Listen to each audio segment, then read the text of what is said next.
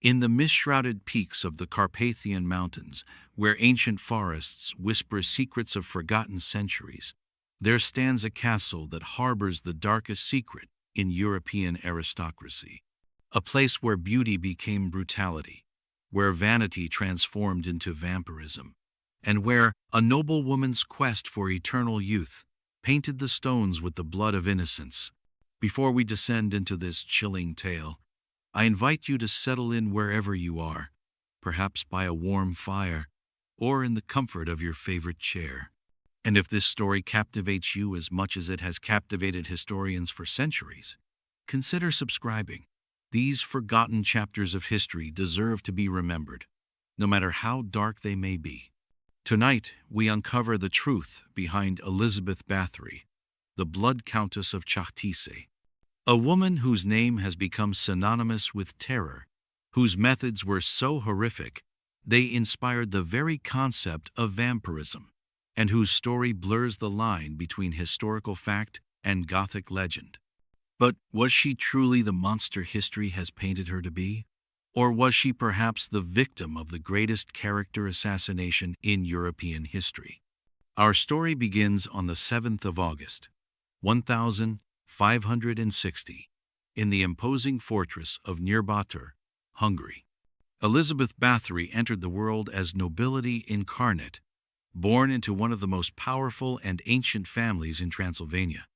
The Bathory bloodline could trace its roots back to the very founding of Hungary, and their coat of arms bore the teeth of a wolf, a symbol that would prove eerily prophetic. The world Elizabeth was born into was one of constant warfare and political intrigue. The Ottoman Empire pressed relentlessly from the south, while the Habsburg monarchy sought to maintain control over the fractured Hungarian territories. In this landscape of perpetual conflict, the Bathory family had learned that power was everything, and weakness was death. Elizabeth's uncle, Stephen Bathory, would become King of Poland, while her brother Andrew served as a cardinal and later as a governor. This was a family accustomed to wielding absolute authority, where the concept of accountability to common people was utterly foreign. But wealth and power often come with a price written in blood. The Bathory lineage carried within it a legacy of mental instability that seemed to intensify with each generation. Epilepsy, violent rages, and what we might now recognize as severe personality disorders ran through the family tree like poison through veins. Elizabeth's childhood was marked by violence from the very beginning. At the age of 9, she witnessed something that would scar her psyche forever. Her older sisters were assaulted and murdered before her eyes during a raid on their estate. The attackers, believing they had killed all the children, left Elizabeth hidden beneath her sisters' bodies, soaked in their blood. She lay there for hours, feeling their life drain away, their warmth slowly fading against her small frame. This traumatic event planted the first seeds of her later obsession with blood. Child psychologists today might recognize the symptoms of severe post-traumatic stress, but in 16th century Hungary, such understanding did not exist. Instead, Elizabeth was expected to simply continue with her noble duties, as if nothing had occurred. The young girl found solace in the company of her aunt Clara Bathory, a woman whose reputation for cruelty was whispered about in the darkest corners of Hungarian society.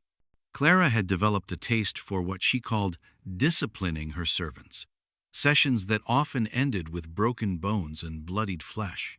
She taught Elizabeth that as nobility, they were essentially gods among mortals, with the right to do whatever they pleased with those beneath them.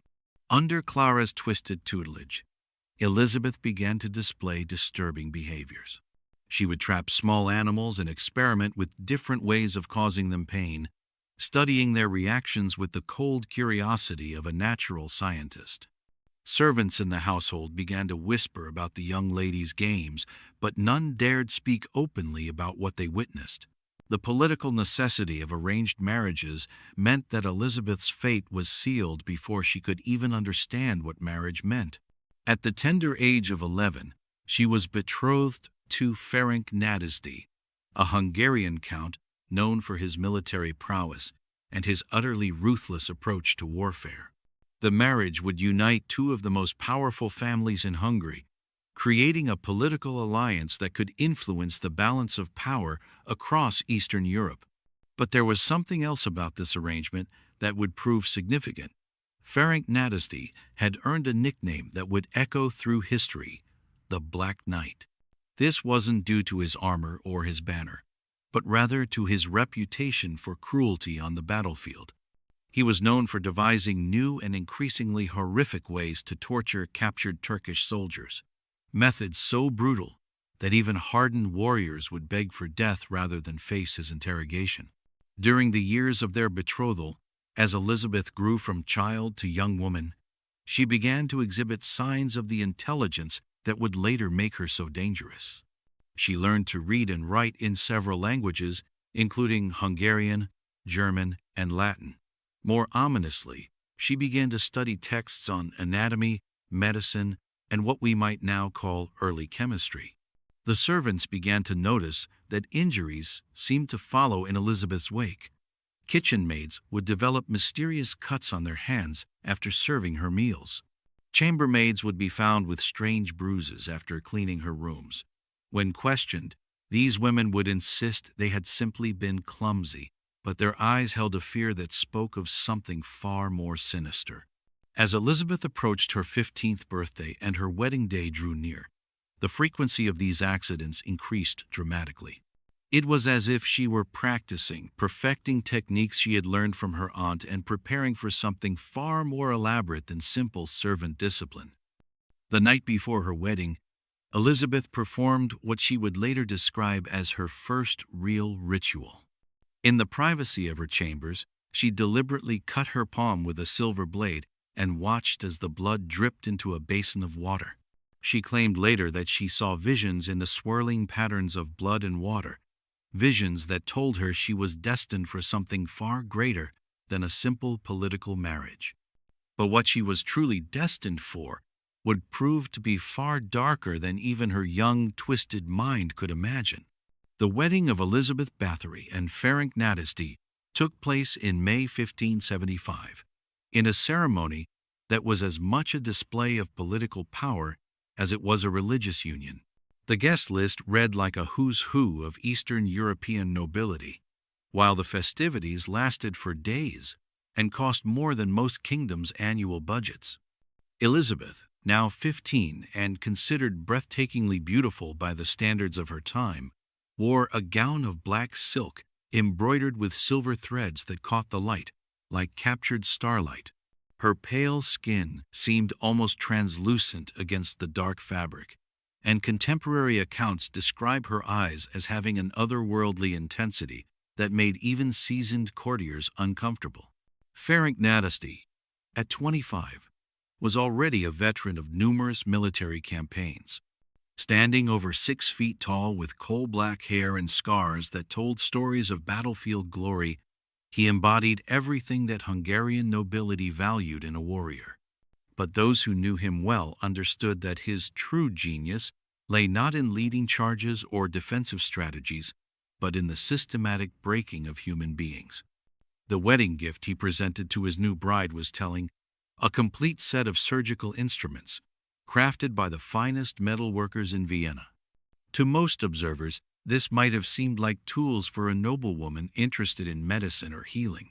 But Elizabeth understood the true purpose of these gleaming implements, and her smile when she examined each piece was one of genuine appreciation. Their honeymoon period was brief, as Ferenc's military duties called him away within weeks of the ceremony. The Ottoman Empire was once again pressing northward, and Hungarian forces needed their most effective commanders on the front lines. This pattern would define their marriage.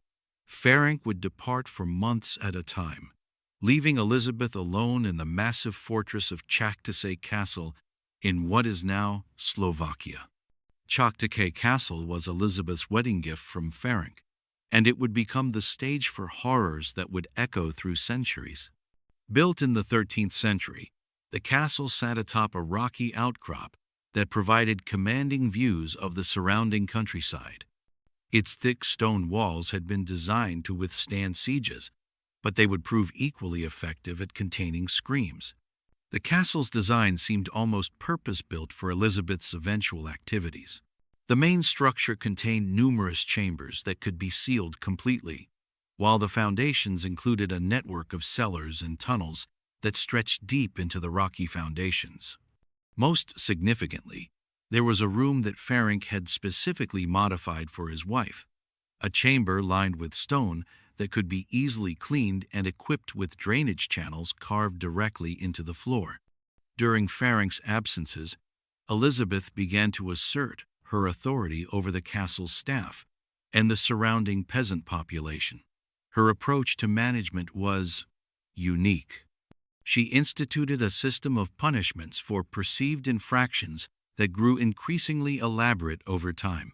A spilled cup of wine might result in hot metal being pressed against the servant's hand. An incorrectly made bed could lead to the servant being stripped naked and forced to sleep in the castle's frozen courtyard.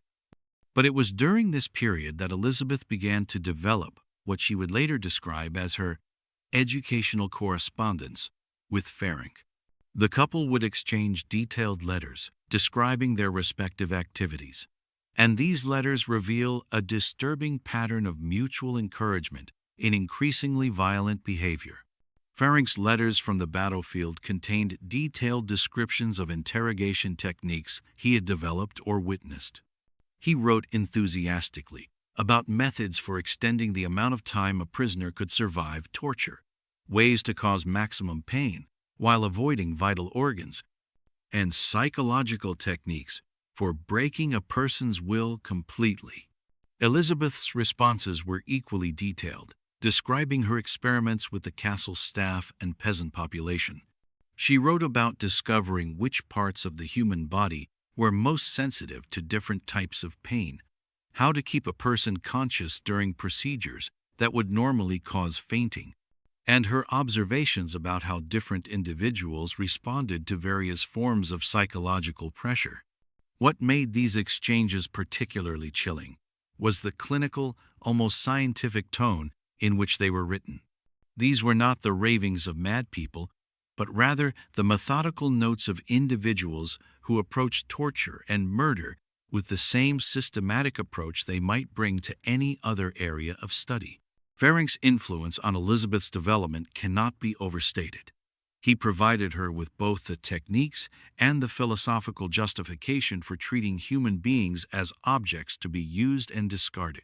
In his worldview, shaped by years of warfare and aristocratic privilege, the common people existed solely for the benefit of their betters. Their pain, their deaths, their terror were simply tools to be employed in pursuit of larger goals.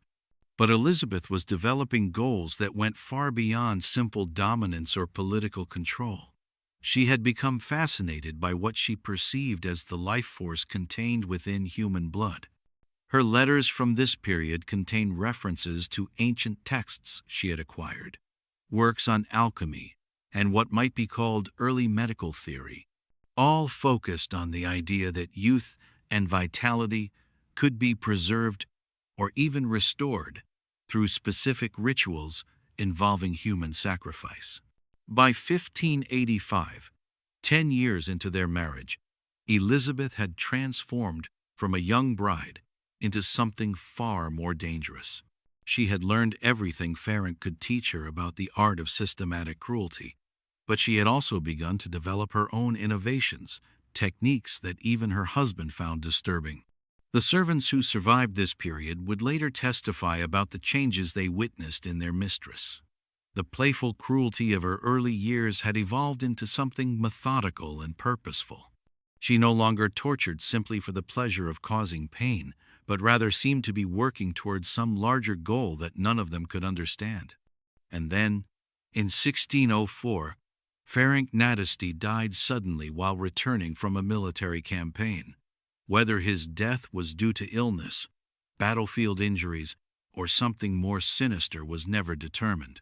What was certain was that Elizabeth, now 44 and in complete control of vast wealth and territory, was finally free to pursue her obsessions without any constraints whatsoever.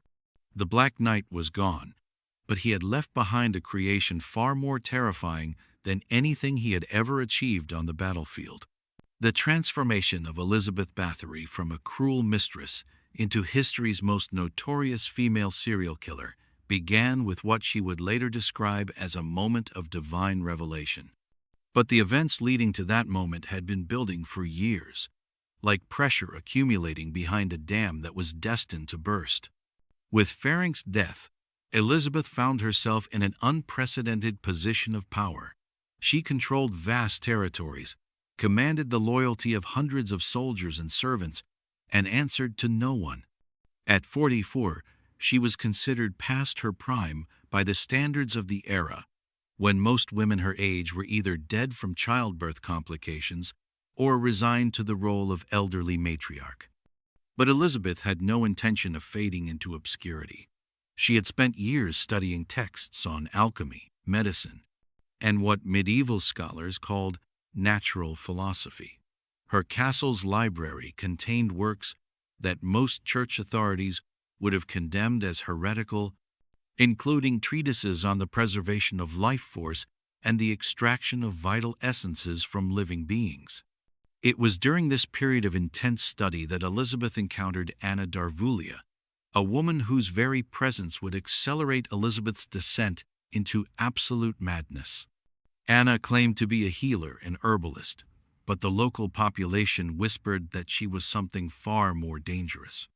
A practitioner of the old religions that had existed in these mountains long before Christianity arrived. Anna was perhaps 60 years old when she entered Elizabeth's service, with silver white hair and eyes that seemed to hold depths of knowledge that made even Elizabeth uncomfortable. She carried with her a collection of ancient texts written in languages that predated Latin, along with an understanding of human anatomy that surpassed anything taught in the medical schools of the time. Under Anna's guidance, Elizabeth began to see her previous activities not as mere cruelty, but as primitive experiments in what Anna called life extension through essence extraction. The old woman taught Elizabeth that human blood, particularly that of young women, contained properties that could reverse the effects of aging when properly prepared and applied. The specific ritual Anna described was complex and horrifying in its precision. The subject had to be a virgin, preferably between the ages of 12 and 16, when what Anna called the life force was at its strongest. The extraction process had to be performed while the victim was conscious and terrified, as fear supposedly concentrated the beneficial properties of the blood. Most crucially, the blood had to be fresh and warm when applied to Elizabeth's skin. Anna claimed that cooled blood lost its potency within minutes, which meant that Elizabeth would need to be present during the entire process, participating directly in what amounted to ritualized murder. The opportunity to test these theories came sooner than expected. In December 1604, just months after Ferenc's death, Elizabeth was being prepared for bed by a young servant girl named Kata.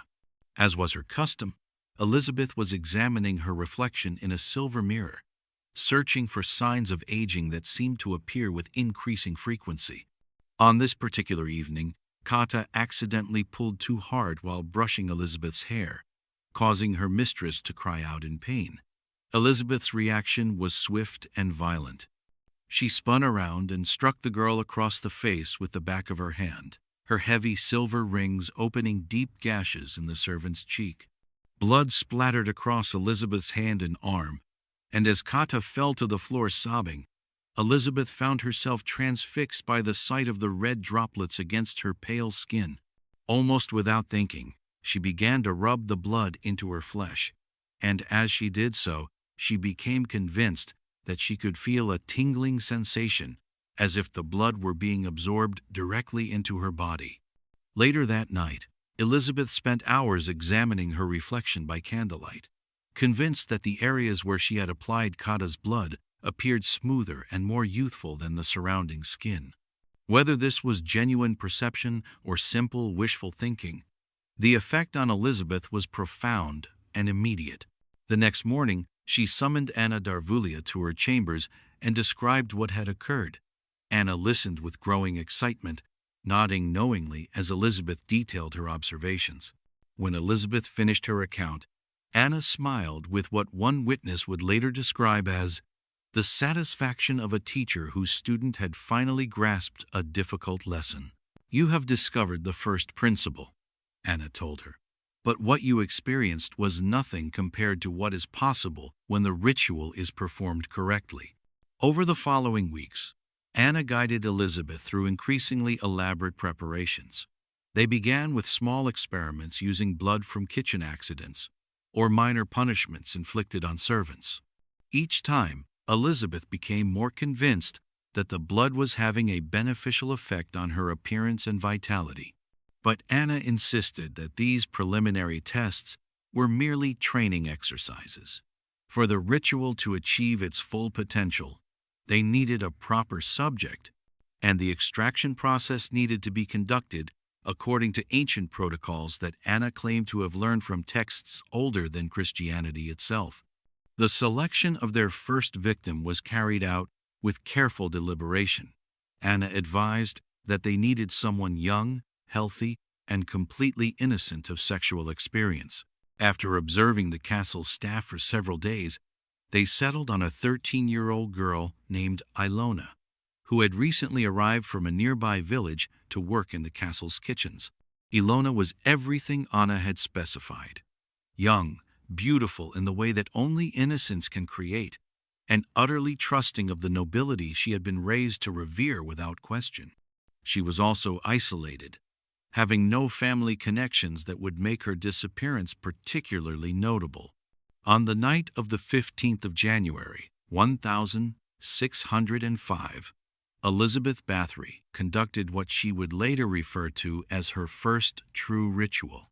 The details of what occurred in the stone chamber beneath Čachtice Castle that night were so horrific that even Elizabeth's eventual confessor would refuse to record them completely. What can be documented is that Ilona entered that chamber as a living, breathing human being, and emerged hours later as a corpse that had been drained of every drop of blood her young body contained. Elizabeth, meanwhile, emerged from the same chamber convinced that she had discovered the secret to eternal youth.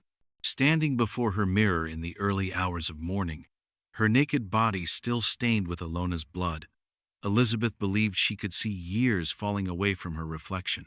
Her skin seemed tighter, her eyes brighter, her hair more lustrous than it had appeared in decades. Whether the transformation was real or imagined, Elizabeth was convinced that she had found what alchemists had sought for centuries: the philosopher's stone that could grant immortality. But unlike those ancient scholars who sought the secret in base metals and chemical compounds, Elizabeth had discovered that the key lay in the life force of innocent human beings. And with that discovery, the true horror of her story was only beginning.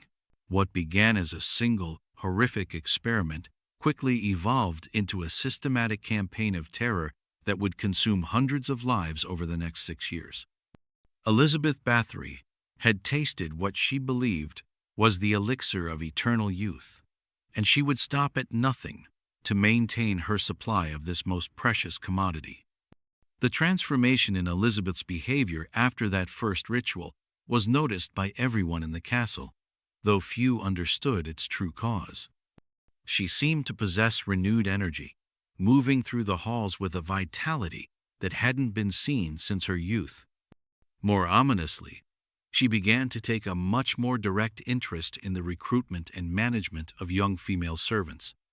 Anna Darvulia had become Elizabeth's closest advisor, practically running the day-to-day operations of the castle, while Elizabeth focused on what she now considered her primary occupation: the systematic harvesting of life force from virginal blood. Together, they developed a recruitment system that was as efficient as it was predatory. The method they employed was both simple and devastating effective. Anna would travel to villages throughout the region, presenting herself as a representative of the Countess seeking young women for domestic service at Čachtice Castle. To impoverished peasant families, this represented an incredible opportunity. Service in a noble household meant regular meals, warm shelter, and the possibility of learning skills that could lead to better prospects in the future. The girls they selected fit a specific profile that Anna had developed through careful observation of Elizabeth's preferences. They needed to be between 12 and 16 years old, physically attractive, and most importantly, virgins. Anna had become expert at identifying this last quality through a combination of medical examination and psychological assessment that would impress modern criminal profilers. But recruitment was only the beginning of the process. Once the girls arrived at Čachtice castle, they were subjected to what Elizabeth called a period of preparation that could last anywhere from several weeks to several months. During this time, they were well fed and allowed to rest, ostensibly to prepare them for their duties, but actually to ensure they were in perfect physical condition for their eventual fate. Elizabeth had become convinced, based on Anna's teachings and her own observations, that the quality of the blood was directly related to the victim's health and emotional state at the time of extraction. Malnourished or sickly girls produced what she considered inferior results, while those who had been properly cared for yielded blood that seemed to possess almost magical rejuvenating properties. The preparation period also served another purpose. It allowed Elizabeth to study each victim, learning their fears, their hopes, their individual psychological vulnerabilities. This knowledge would prove crucial during the final ritual, as Elizabeth had become convinced that terror enhanced the potency of the blood she sought to harvest. The actual extraction process had evolved from the crude experiment with Ilona into something approaching a sophisticated medical procedure, albeit one designed to cause maximum suffering rather than healing.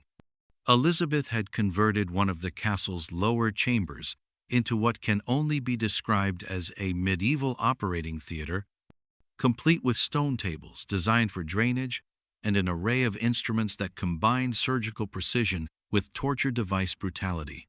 The centerpiece of this chamber was what Elizabeth called her collection apparatus, a device that Anna claimed was based on ancient designs found in pre-Christian texts. The victim would be suspended by chains in a position that allowed their blood to drain slowly into a series of silver basins arranged below. The process was designed to keep the victim conscious for as long as possible, while their life slowly ebbed away. But Elizabeth's methods were not limited to this primary technique. She developed numerous variations based on different theories about how to maximize the beneficial properties of the blood she collected. Some victims were subjected to extreme cold before the extraction, based on Anna's claim that terror-induced adrenaline improved the blood's potency. Others were kept in darkness for days before their death, supposedly to concentrate their life force. Perhaps most horrifically, Elizabeth began to experiment with what she called partial extraction, procedures designed to harvest blood from a victim over multiple sessions before finally killing them. These victims would be bled just enough to weaken them severely, then allowed to recover before the process was repeated. Elizabeth believed that this technique produced blood with enhanced regenerative properties, though the psychological torture it inflicted on the victims was beyond description. The tools Elizabeth employed in these procedures became legendary among the surviving servants who witnessed them. There was the Virgin's Kiss, a mechanical device disguised as an automated mirror that would embrace victims while hidden spikes pierced their bodies. The Iron Maiden of Čachtice was another mechanical contraption that slowly compressed victims while draining their blood through precisely placed punctures. But Elizabeth's personal favorite was a set of silver needles that she wielded herself during what she called personal sessions with her victims. These needles, each precisely calibrated for different types of wounds, allowed Elizabeth to participate directly in the blood extraction process. Witnesses later testified that she seemed to enter an almost trance-like state during these sessions, speaking to her victims in a voice that was described as hypnotically soothing, even as she systematically tortured them to death. The psychological aspect of Elizabeth's methods was perhaps even more disturbing than the physical torture. She had developed techniques for breaking down her victims' mental resistance that demonstrated a sophisticated understanding of human psychology. She would often spend hours talking to victims before beginning their final ordeal, learning about their families, their dreams, their deepest fears. This information would then be used to maximize their psychological suffering during the extraction process. Elizabeth would describe in detail what she planned to do to them, explain how their blood would be used to preserve her youth, and sometimes even force them to participate in their own torture by making them choose between different methods of torment. The frequency of these rituals increased dramatically as Elizabeth became more addicted to what she perceived as their rejuvenating effects. By 1608, servants estimated that a new victim was being brought to the castle every few days, with the preparation and extraction process operating like a grotesque assembly line of human sacrifice. But Elizabeth's appetite was growing beyond what even the most efficient recruitment system could satisfy. The local peasant population was beginning to notice the disappearance of their daughters, and finding suitable victims was becoming increasingly difficult. Anna Darvulia proposed a solution that would ultimately lead to Elizabeth's downfall, expanding their target demographic to include young women from minor noble families. The logic was compelling from Elizabeth's perspective. Noble blood, Anna argued, would be even more potent than peasant blood, carrying with it the accumulated life force of generations of aristocratic breeding. The risks were significantly higher. Noble families had connections and resources that peasant families lacked. But Elizabeth was convinced that the potential benefits justified those risks. This decision marked the beginning of the end for Elizabeth Bathory. Peasant girls could disappear without investigation, but when daughters of minor nobility began vanishing, people with actual political power started asking questions. And those questions would eventually reach the ears of individuals with the authority and motivation to investigate the horrific secrets of Čachtice's castle. But for now, Elizabeth remained convinced that she had mastered the ultimate science of eternal youth. Standing before her mirror each morning, her skin still glistening with the blood of her latest victim, she believed she had achieved what no human being in history had ever accomplished: victory over time itself. The true cost of that victory, measured in the lives of innocent young women, had already reached into the hundreds. But Elizabeth's appetite for blood was far from satisfied. By the winter of 1609, whispers about the blood Countess of Čachtice had spread far beyond the remote villages of northern Hungary. What had begun as local rumors about missing peasant girls had evolved into accusations that reached the highest levels of Hungarian society, and eventually the court of Emperor Rudolf II himself. The catalyst for official intervention came from an unexpected source: András Keresztúry, a Lutheran pastor who had been conducting his own investigation into the disappearances. Unlike the terrified peasants who dared not speak openly about their suspicions, Keresztúry possessed both the education and the religious authority necessary to document what he had discovered and present it to officials who had the power to act. Keresztúry's investigation had begun when families in his parish started approaching him about daughters who had gone to serve at Čachtice Castle and were never heard from again. Initially, he assumed these were isolated incidents. Noble households were notorious for their harsh treatment of servants, and deaths from overwork or accident were unfortunately common. But as the number of missing girls continued to grow, Keresztúry began to detect a pattern that was far more sinister than simple aristocratic indifference. The girls who disappeared were all remarkably similar in age and appearance. All had been specifically recruited rather than seeking employment themselves, and none had ever sent word back to their families, something that was highly unusual for girls from close-knit village communities. The pastor began his own quiet investigation, traveling to villages throughout the region and documenting case after case of missing daughters. His methodical approach eventually uncovered evidence of a systematic campaign of recruitment that extended across multiple counties, all centered around Čachtice castle. More disturbing still were the accounts he collected from servants who had managed to escape the castle before meeting whatever fate awaited the others. These witnesses described scenes of unimaginable horror, screams echoing from sealed chambers, the smell of blood that permeated certain areas of the castle, and the sight of their mistress emerging from her private quarters with stains on her clothing that could only be blood. One particularly brave young woman, a kitchen servant named Susanna, provided Carpathian with details that convinced him he was dealing with something far worse than mere cruelty.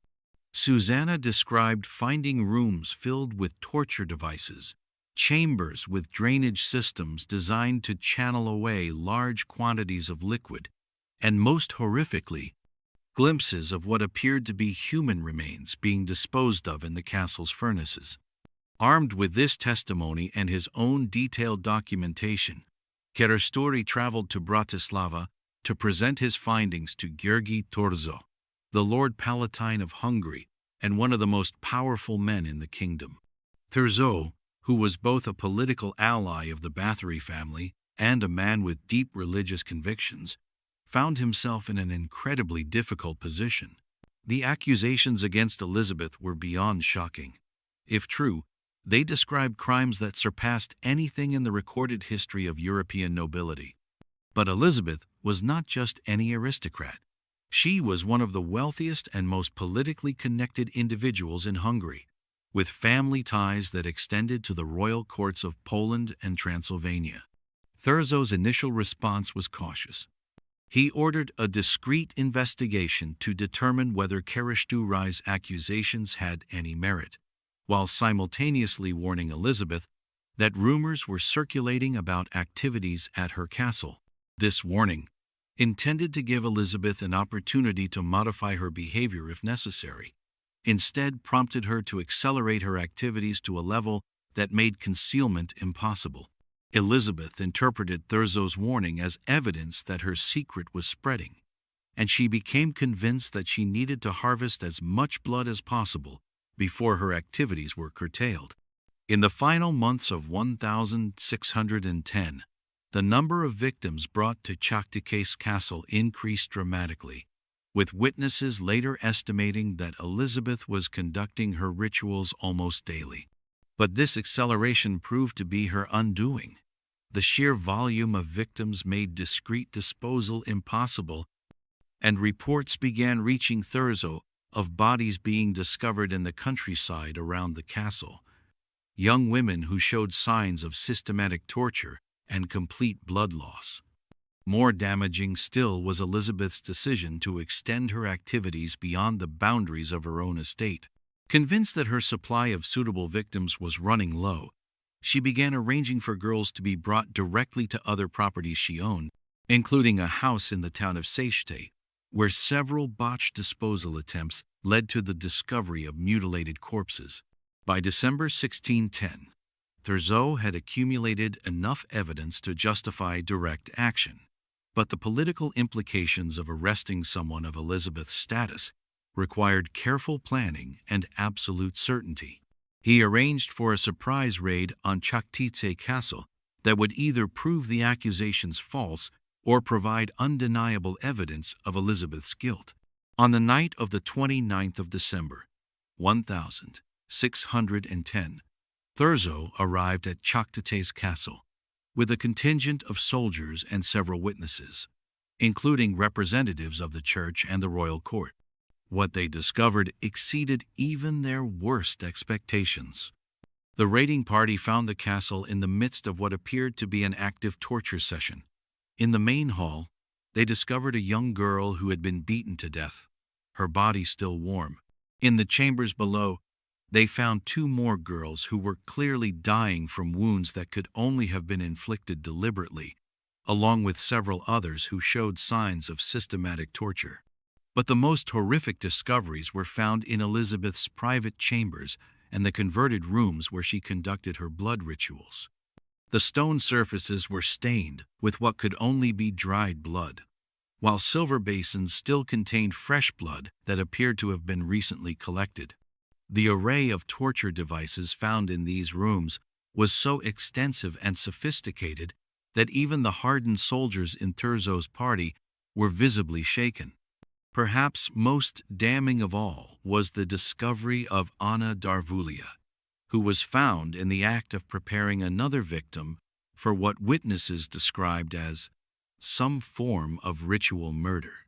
Anna's capture proved crucial, as she immediately confessed to participating in hundreds of murders and provided detailed descriptions of Elizabeth's methods and motivations. Elizabeth herself was found in her private chambers, apparently preparing for what she called a cleansing ritual, using blood that had been freshly collected from the evening's victims. When confronted by Thurzo and his men, she showed no signs of shame or remorse, instead expressing anger that her activities had been interrupted.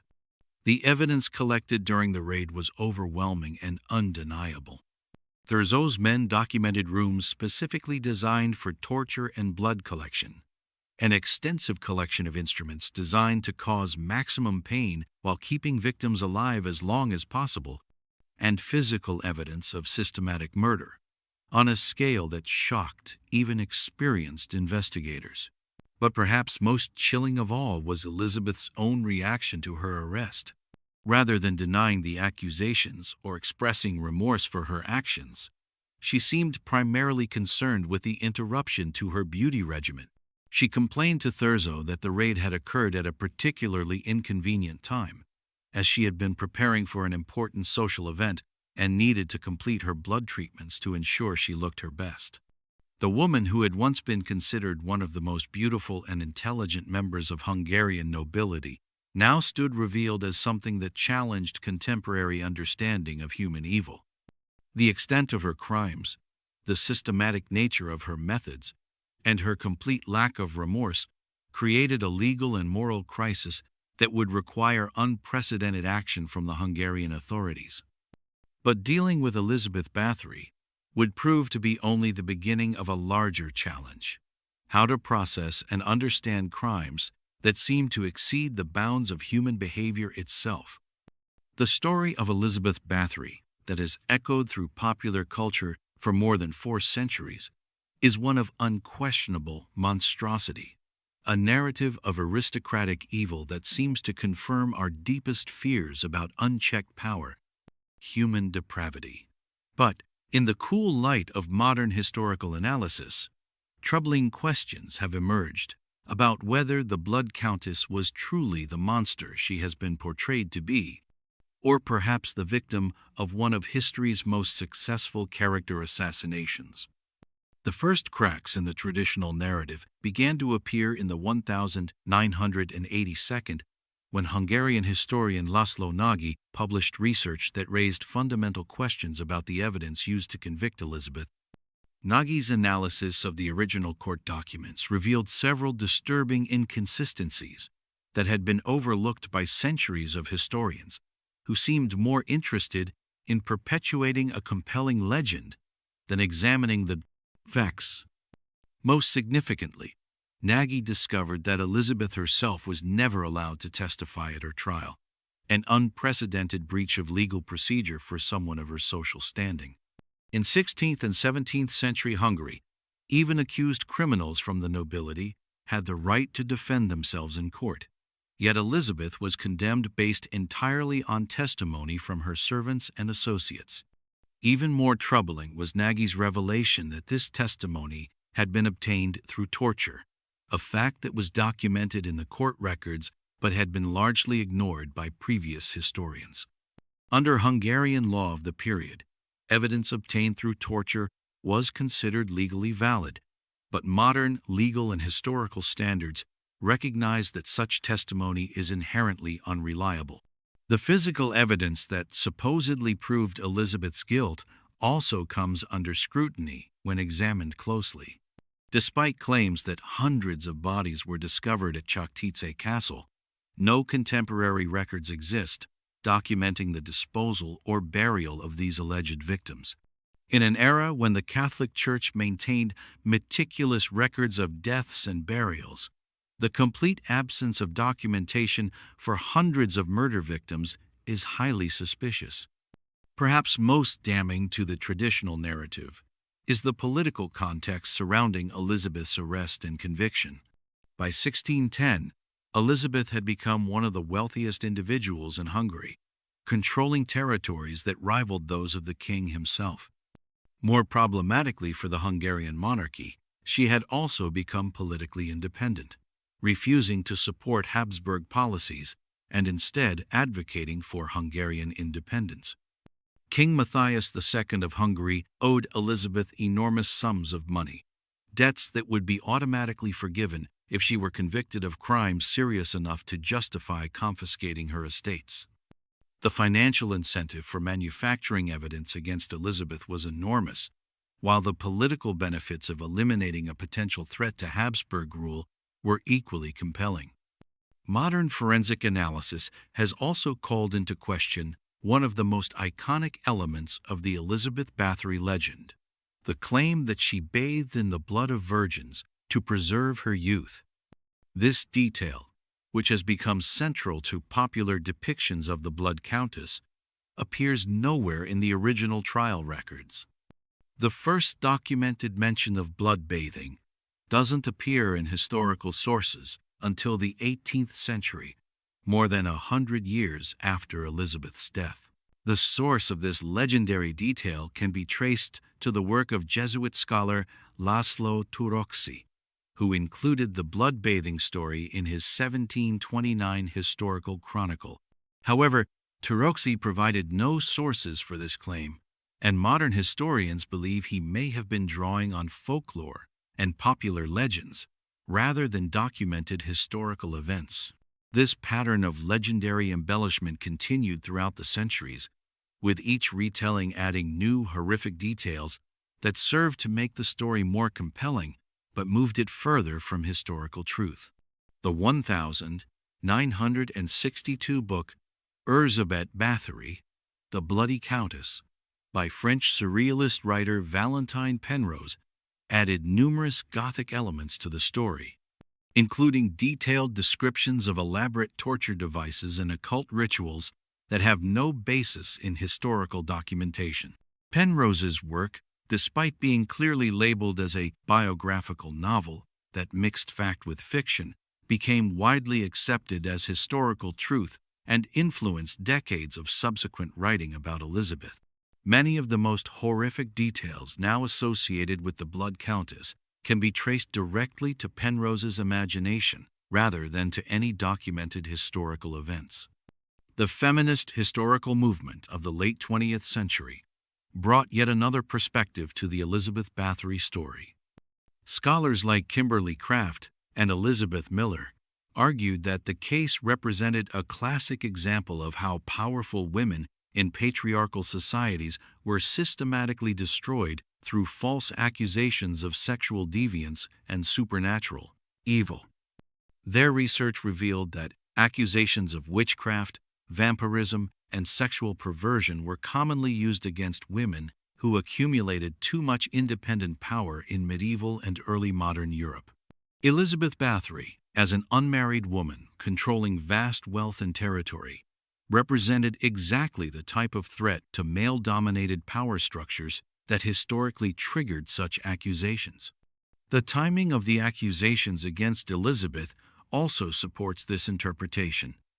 The charges were brought immediately after she had reached the peak of her political and financial power, at a moment when she was actively challenging Habsburg authority in Hungary. The accusations conveniently eliminated a political problem, while providing legal justification for seizing assets worth millions in today's currency. Recent archaeological investigations at Čachtice Castle have failed to uncover any physical evidence supporting the traditional narrative of mass murder. Despite extensive excavations in areas where bodies were supposedly disposed of, no human remains have been discovered that could be linked to Elizabeth's alleged crime.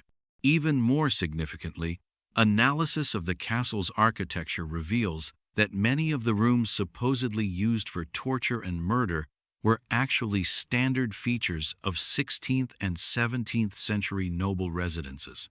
The stone chambers with drainage systems that have been described as torture chambers were more likely food storage areas designed to keep perishables cool and dry. The torture devices found during the 1610 raid have also been reinterpreted by modern historians. Many of the items described in contemporary accounts were standard medical instruments of the period used for legitimate surgical procedures. Others were household items that could theoretically be used to inflict harm, but had obvious practical purposes unrelated to torture. This revisionist analysis doesn't necessarily prove that Elizabeth Bathory was innocent of all wrongdoing. The treatment of servants in noble households of the period was often brutal by modern standards, and Elizabeth may well have been guilty of the kind of casual cruelty that was unfortunately common among the aristocracy. But the evidence supporting the traditional narrative of systematic mass murder, motivated by vanity and occult beliefs, appears to be far weaker than previously assumed. The case against Elizabeth Bathory may represent less a triumph of justice over aristocratic evil than a successful political conspiracy that destroyed a powerful woman through carefully manufactured evidence and sensationalized accusations. The question of Elizabeth Bathory's guilt or innocence may never be definitively resolved. The passage of more than 4 centuries has made it impossible to separate historical fact from legend, political propaganda from truth. What remains clear is that the story we have inherited is far more complex and problematic than the simple narrative of aristocratic evil that has dominated popular culture. Whether Elizabeth Bathory was a monster or a victim, her story serves as a powerful reminder of how historical narratives can be shaped by political necessity, social prejudices, and the human appetite for stories that confirm our deepest fears about power and corruption. As we reach the end of this journey into one of history's darkest and most controversial chapters, we find ourselves confronting questions that extend far beyond the fate of a single 16th century noblewoman. The story of Elizabeth Bathory forces us to grapple with fundamental questions about power, justice, and the nature of historical truth itself.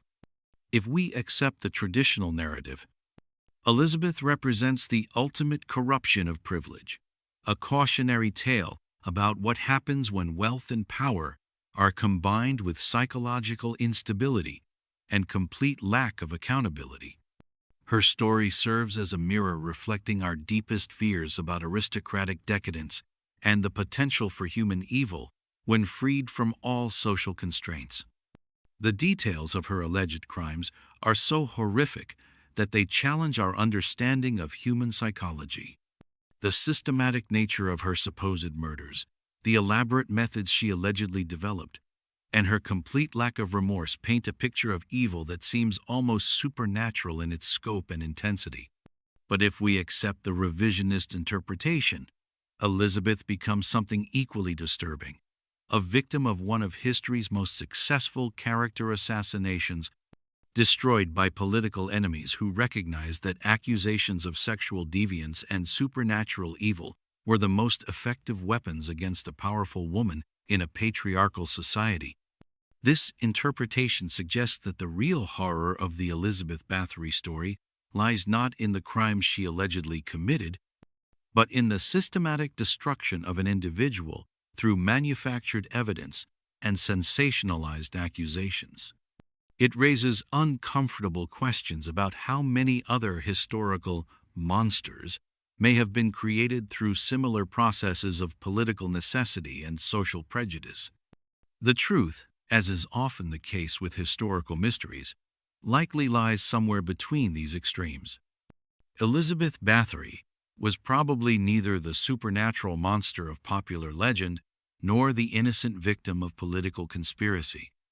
She was more likely a product of her time and class, an aristocrat who wielded power with the casual cruelty that was typical of her social position, but whose actions were amplified and distorted by political enemies until she became something far more sinister in the historical record. The enduring fascination with Elizabeth Bathory speaks to something deeper than simple morbid curiosity. Her story touches on themes that remain relevant today: the corrupting influence of unchecked power, the vulnerability of women in patriarchal societies, the malleability of historical truth, and our collective need for narratives that help us make sense of incomprehensible evil. In the mountains of Slovakia, the ruins of Čachtice Castle still stand as a testament to this centuries-old mystery. Tourists come from around the world to walk through chambers that may have witnessed unspeakable horrors, or may simply have been the setting for one of history's most successful propaganda campaigns. The castle stones cannot tell us what really happened within those walls more than 4 centuries ago. They cannot reveal whether the screams that allegedly echoed through those chambers belonged to Elizabeth's victims or to Elizabeth herself, as she was slowly destroyed by forces beyond her control. What the ruins of Čachtice Castle can tell us is that history is never as simple as it appears. The stories that come down to us through the centuries are shaped by countless hands, each adding their own interpretation, their own agenda, their own understanding of truth and justice. The Blood Countess of Čachtice may have been a monster, a victim, or simply a woman caught in the grinding machinery of political change and social prejudice. What she undoubtedly was, however, was human, subject to the same forces of ambition, fear, and mortality that drive all human behavior. Perhaps the most disturbing aspect of the Elizabeth Bathory story is not the question of whether she committed the crimes attributed to her, but the recognition that the same social, political, and psychological forces that created her legend continue to operate in our world today. Power still corrupts. Women in positions of authority still face unique challenges and accusations, and historical narratives are still shaped by those with the power to control them.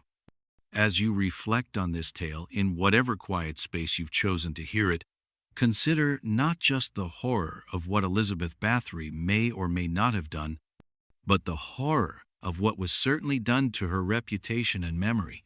Consider how easily truth can be buried beneath layers of political necessity, social prejudice, and popular fascination with stories that confirm our deepest fears.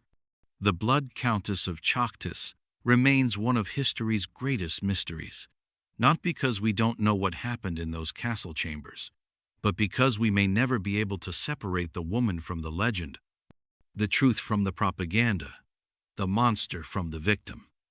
In the end, Elizabeth Bathory's greatest legacy may not be the crimes she allegedly committed, but the questions her story raises about the nature of historical truth and the ease with which human beings can be transformed from complex individuals into simple symbols of evil or innocence. The mists that shroud the Carpathian Mountains still hide their secrets, and perhaps some mysteries are meant to remain unsolved. But in wrestling with these questions, in refusing to accept simple answers to complex historical problems, we honor not just the memory of Elizabeth Bathory, whatever that memory may truly be, but the pursuit of truth itself. And sometimes, in a world where truth seems increasingly elusive, that pursuit is the most important story of all.